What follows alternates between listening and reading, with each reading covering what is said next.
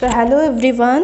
Today we will read the chapter 3 from the book Fundamentals of Human Geography, NCERT textbook for class 12, chapter 3 Human Development. So let's get started. The words growth and development are not new to you. Look around you. Almost everything that you can see and many that you cannot grows and develops. This may be plants, cities, ideas, nations, relationships, or even you yourself. What does that mean? This chapter discusses the concept of human development as it pertains to nations and communities. So both growth and development refer to changes over a period of time. The difference is that growth is quantitative and value neutral. It may have a positive or a negative sign. This means that the change may be either positive or showing an increase or negative or indicating a decrease. Development means a qualitative change which is always value positive. This means that development cannot take place unless there is an increment or addition to the existing conditions.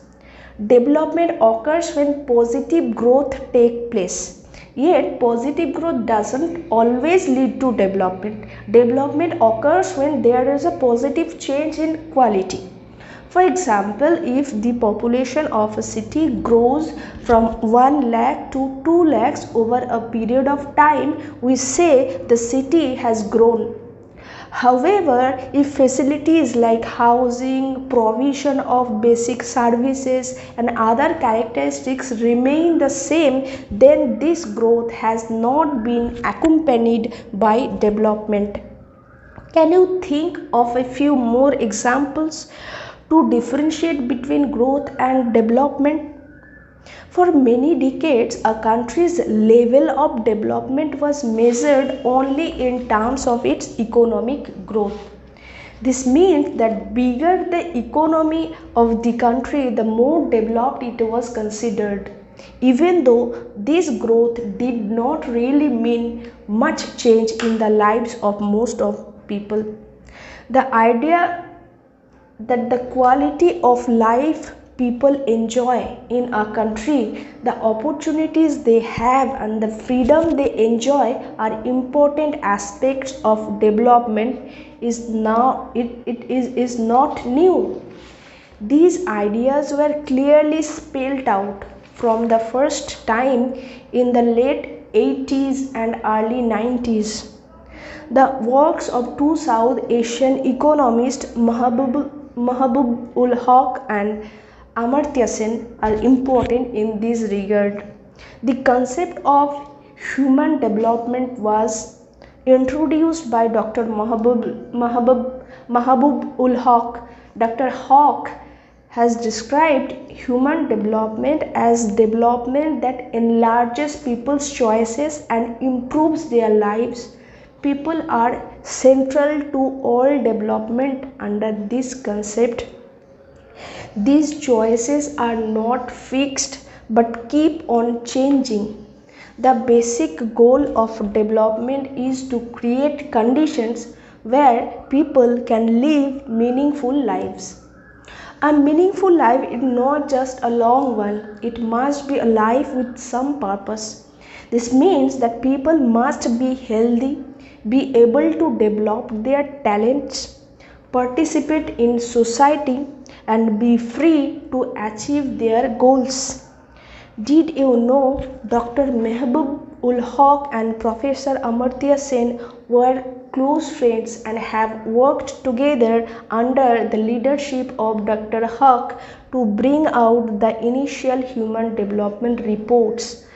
Both these South Asian economists have been able to provide an alternative view of development.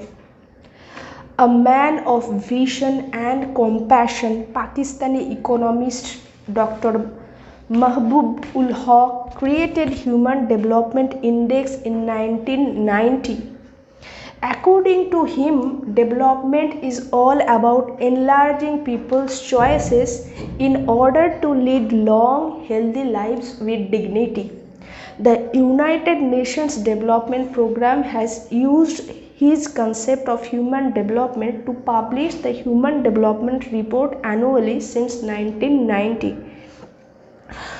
Dr. Hawk's flexibility of mind and ability to think out of the box can be illustrated from one of his speeches where he quoted Shaw saying, "You see things that are and ask why. I dream of things that never were and ask why not." Nobel laureate Professor Amartya Sen saw an increase in freedom or decrease in unfreedom as the main objective of development. Interestingly, increasing freedom is also one of the most effective ways of bringing about development. His work explores the roles of social and political institutions and processes in increasing freedom.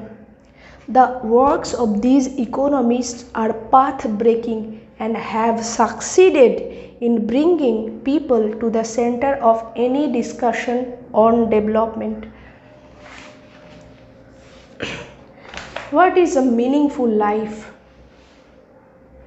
So, meaningful life, do something to make something of myself, like health, schooling, education, etc. Next point is Beti Bachao, Beti Padhao. The government of India has introduced Beti Bachao, Beti Padhao program to address the issue of decline in child sex ratio. Discuss with your parents how it will lead to more meaningful life for girls. So, leading meaningful life is leading a long and healthy life, being able to gain knowledge and having enough means to be able to live a decent life are the most important aspects of human development. Therefore, access to resources, health and education are the key areas in human development. Suitable indicators have been developed to measure each of these aspects. Can you think of the sum? Very often people do not have the capability and freedom to make even basic choices. This may be due to their inability to acquire knowledge, their material poverty, social discrimination, inefficiency of institutions and other reasons. This prevents them from leading healthy lives, being able to get educated or to have the means to live a decent life. Building people's capabilities in areas of health, education and access to resources is therefore important in enlarging their choices. If people do not have capabilities in these areas, their choices also get limited. For example, an uneducated child cannot make the choice to be a doctor because her choice has got limited by her lack of education.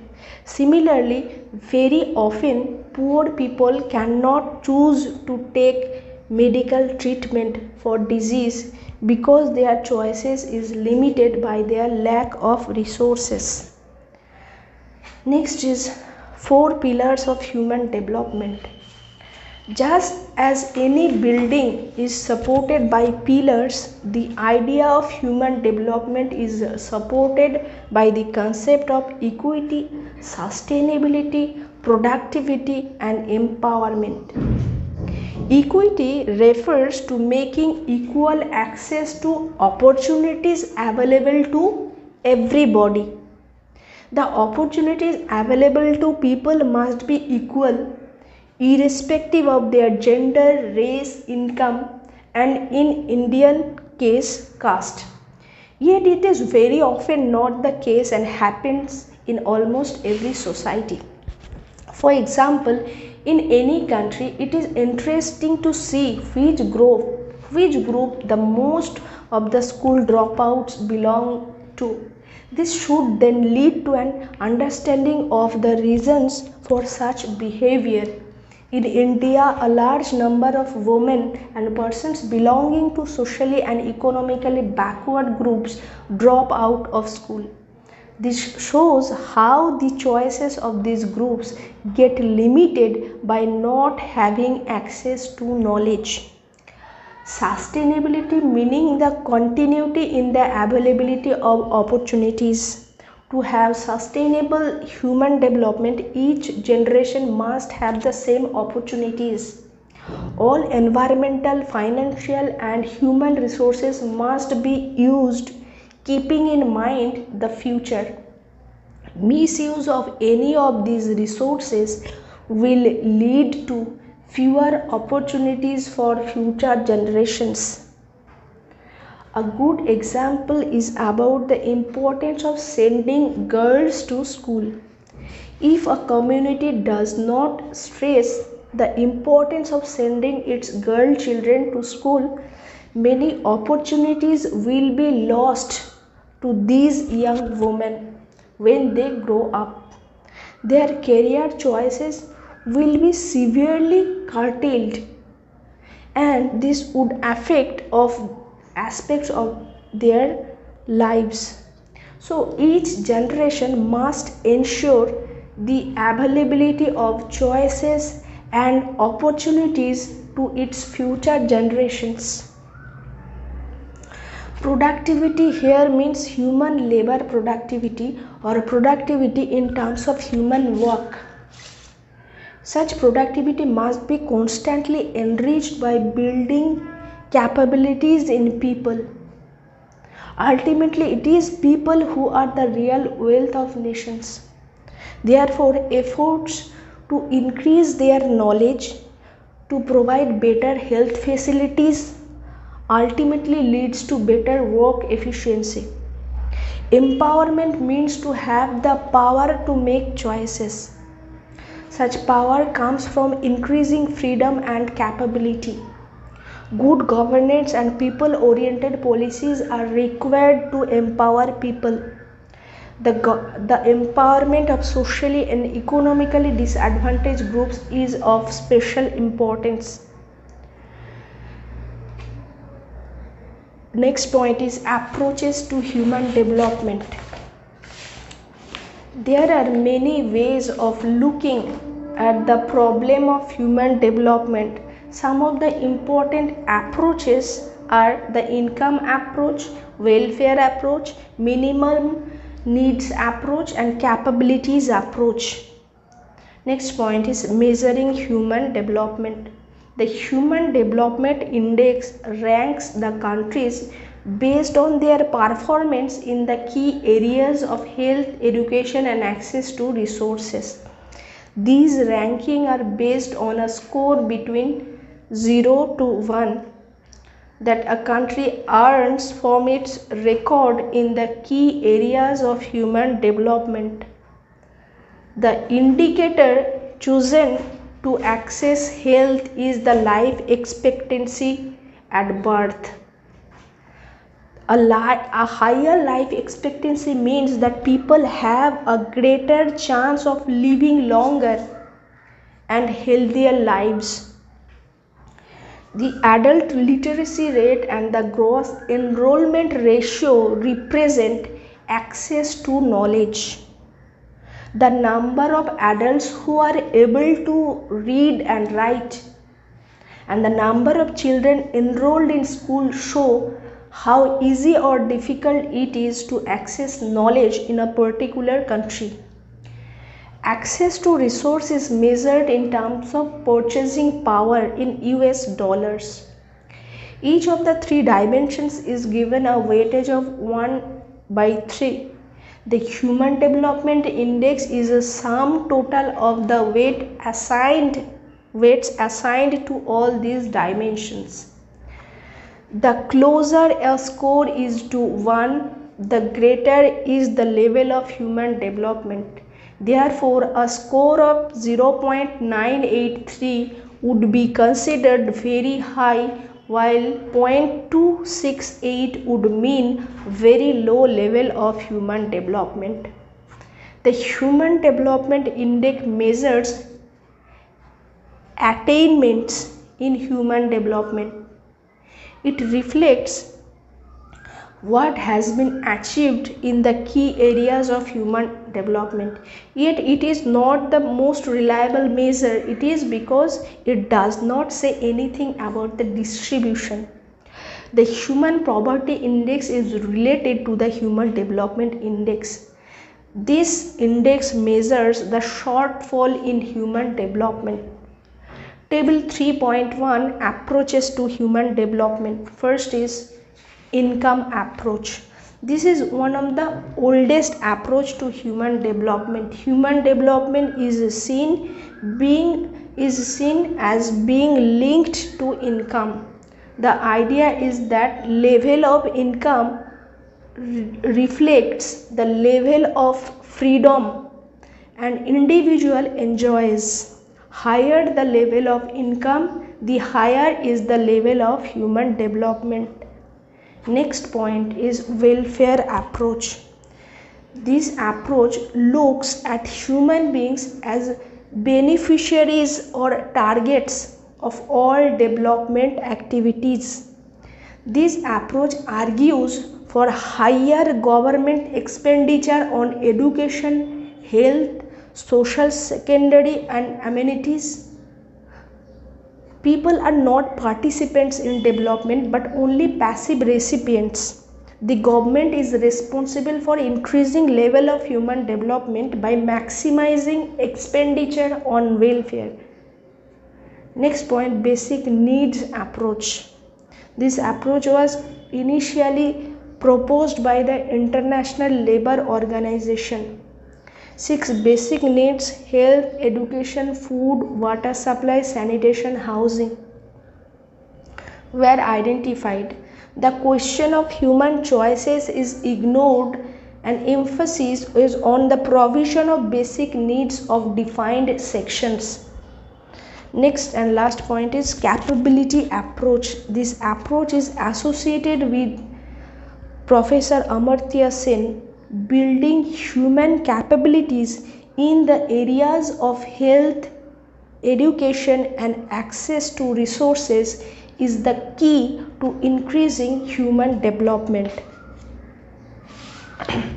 Since 1990, the United Nations Development Programme has been publishing the Human Development Report every year.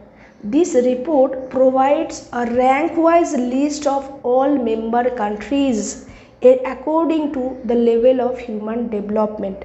The Human Development Index and the Human Poverty Index are two important indices to measure human development used by UNDP. It is the Human Poverty Index is a non-income measure. The probability of not surviving till age of 40, the adult illiteracy rate, the number of people who do not have access to clean water, and the number of small children who are underweight are all taken into account to show the shortfall in human development in any region. Often the Human Poverty Index is more revealing than the Human Development Index. Looking at both these measures of human development together gives an accurate picture of the human development situation in a country. The ways to measure human development are constantly being refined, and newer ways of capturing different elements of human development are being researched. Researchers have found links between the level of corruption or political freedom in a particular region. There is also a discussion regarding a political freedom index and the listing of the most corrupt countries. Can you think of the links to level of human development? Bhutan is the only country in the world to officially proclaim the gross national happiness as the measure of the country's progress. Material progress and technological developments are approached more cautiously, taking into consideration the possible harm they might bring to the environment or the other aspects of cultural and spiritual life of the Bhutanese. This simply means material progress cannot come at the cost of happiness. Gross National Happiness Index encourages us to think of the spiritual, non-material and qualitative aspects of development. Next point is international comparisons. International comparisons of human development are interesting. Size of the territory and per capita income are not directly related to the human development. Often, smaller countries have done better than larger ones in human development. Similarly, relatively poorer nations have been ranked higher than richer neighbors in terms of human development. For example, Sri Lanka, Trinidad and Tobago have a higher rank than India in Human Development Index. Similarly, within India, Kerala performs much better than Punjab and Gujarat in human development despite having lower per capita income. Countries can be classified into 4 groups on basis of human development scores earned by them. Table 3.2 Human Development Categories. Very high score in human development is 0.800 and number of countries is 69. Next is high between 0.700 to 0.799, number of countries is 49. Medium between 0.550 to 0.699, number of countries is 42. And the low below 0.550 and the number of countries is 33. Countries with very high human development index are those which have a score of over 0.800. According to Human Development Report of 2023-24, this group includes 69 countries. Table 3.3 shows the top 10 countries in this group. Top 10 ranked countries with high value index. One is Switzerland, Norway, Iceland, Hong Kong, Denmark, Sweden, Germany, Ireland, Singapore, Australia, Netherlands. High level of human development group has 49 countries. Providing education and healthcare is an important government priority. Countries with higher human development are those where a lot of investment in the social sector has taken place. Altogether, a higher investment in people and good governance has set this group of countries apart from the others. Try to find out the percentage of the country's income spent on these sectors. Can you think of some other characteristics that these countries have in common? You will notice that many of these countries have been the former imperial powers. The degree of social diversity in these countries is not very high. Many of the countries with a high human development score are located in Europe and represent the industrialized Western world. Yet there are striking numbers of non-European countries also who have made it to this list. Countries with medium levels of human development form the largest group. There are 42 countries in the medium level of human development. Most of these are countries which have emerged in the period after the Second World War. Some countries from this group were former colonies, while many others have emerged after the breakup of erstwhile Soviet Union in 1990. Many of these countries have been rapidly improving their human development score by adopting more people-oriented policies and reducing social discrimination.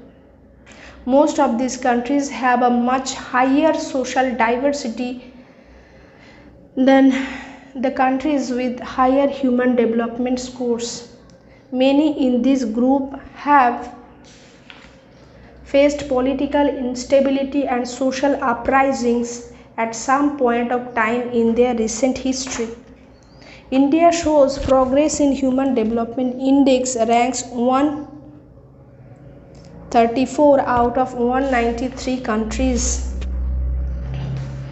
As many as 33 countries record low levels of human development. A large proportion of these are small countries which have been growing through political turmoil and social instability in the form of civil war, famine, or a high incidence of diseases. There is an urgent need to address human development requirements of this group through well thought out policies. International comparisons of human development can show some very interesting results.